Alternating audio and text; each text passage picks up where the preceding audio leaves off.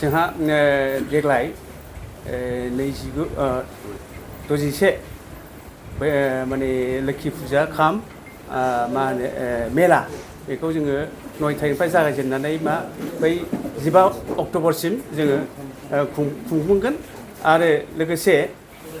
जोङो बेवहाय बायदिसिना माबा लाबोदों मिना बाजार लाबोदों ओमफ्राय सार्कास लाबोदों आरो बेजों लोगोसे आरो जोंहा मा होनो बर'नि भिडिअ फिल्मफोर देखायनाय जाहैगोन आरो बेजों लोगोसे आरो जोंहा बे फुजाखौ मोजाङै खुंफुंनो थाखाय जोङो जाहाथे खाथि खालायाव जोंहा जौ जुवा जाया बेखौ जोङो गोख्रोङैनो बेखौ माबा खालामनाय जादों माने स्ट्रिक्ट खालामनाय जादों दा आरो लोगोसे जोंहा मा होनो बे मेलायाव जाहाथे साफ्रोमबो जोंहा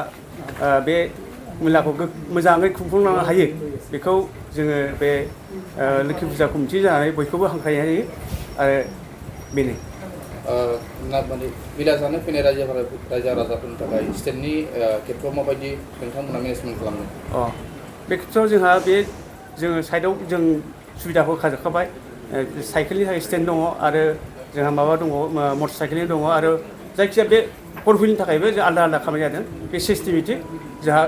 सेर लामायाव खालामनाय जाखादों 9 थारिखनिफ्राय खय थारिखसिम नोंथांमोना फुजाजों लोगोसे मेला खुंनो साखाफारा जादों? मोजां बुजियाखिसै 9 थारिखनिफ्राय खय थारिखसिम सानबेसे खुंनो थाखाय? जोंहा बिदि माबाया माने 9 थारिखनिफ्राय जोङो 15 अक्ट'बरसिम जोङो खुंनो थांखि लानाय जादों बेनो माने 7 दिन 7 दिन नाथाय गोबां संगठनफ्रा बादा होदों जे मेला खुंनायाव फरायसाफोरनि रिजाल्टफ्रा गाज्रि जायो होनना बुंदों बाव डिसिनिफ्राय पारमिसन मोनबाय दं जे डिसिआ सिगाङाव पारमिसन लागोन दा बे दुर्गा फुजाफ्राव बे नंगौ जों बेखौ बुजियो दा बेनिखायनो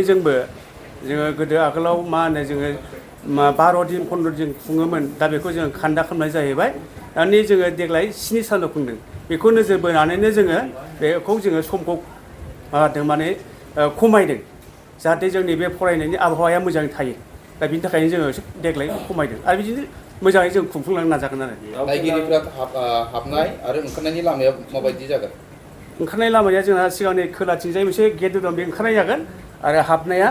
बै जोंहा मा होनो साहा साइडआव मोनसे दङ बे मोननै जाबा बे मोननैजों आरोखि मोनसे ओंखारनाय आरो मोनसे हाबनाय बेवहाय मा दाउ खेला साउन्ड खेला बेफोरबायदि थानाय नङा बेखौनो जोंनि कमिटिनिफ्रायनो स्ट्रंलि अबजेक्सन मानो होनबा जोंहा बेफोर थायोब्ला जोंहा बे समाजनि थाखाय गाज्रि जायो आरो बेखौ जोङो सान्थिखौ लाखिनो थाखायनो जोङो बेफोर दाउ खेला जुवा खेला आरो जौ लोंनाय बेखौ टटेलि जों स्टप खालामदों भारतनि थाखाय मा सुबिदाफोर थागोन बेयाव? सुबिदायाथ' जोंहा होखाजाखाबाय जेनेबा जोंहा गारि भारा दोननो थाखाय जों पार्किंखौ बानायनाय जाखाबाय आरो जोंहा जाहाथे जे मा होनो जेबो दावराव दावसि जानो हाया बिनि थाखाय जोंहा माखासे पुलिं टेस्ट दङ बेजों लोगोसे जोंहा मा दङ पुलिसबो जोंहा रायज्लायखाजोबखाबाय बेखौ जोङो बे हिसाबै जों सान्थिखौ लाखिनो हागोन जों सानदों आरो फुजा होनो फैनाय माखासे रायजोफोर फुजा होनो फैयो बिसोरनि थाखाय माबायदि केपासिटि खालामना होदों? बेहाय जोंहा मोननै जोङो मोनसे मुरथि लोक्षि मुरथि दङ मोनसे आरो मोनसे जोंहा ब्रह्म आहुथि होनानै जोङो बेखौ खुंफुंबाय थायो आरो अखन्द आहुथि होनाय जायो बे मोजाङैनो जायो आरो लोब लोब फैयो बेबायदि आरोखि जोंनि बे फैगौ लोक्षि फुजा खाम मेलाया जाहाथे मोजाङै जाफुंलाङो आरो बेखौ जाफुंनो थाखाय आङो दा रायजो राजाफोरखौ बयखौबो हेफाजाब होनो थाखाय आं खावलायनाय थाबाय आरो लोगोसे आङो नैबेहाय बाहागो लाफैनाय जोंनि बे रादाब बुथुमगिरिफोरनि थाखाय आंनि बे लोक्षि फुजा कमिटि जानानै आङो थोजासे साबायखर बावहरबाय